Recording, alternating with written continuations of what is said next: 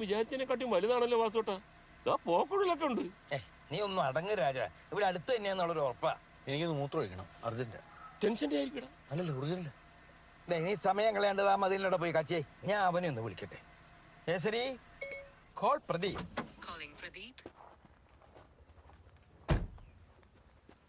ആ പ്രദീപേ, ഞങ്ങളിവിടെ എത്തി. പക്ഷേ ഒരു ഓട്ടോമിനിയുടെ മുന്നിലാ. ഞങ്ങളിതാ വരുന്നു. ശരി. അവനോട് മൂത്രമൊഴിച്ചു തുടങ്ങിയ ഇപ്പൊ തുടങ്ങും. എന്ത് മതില? അയ്യേ,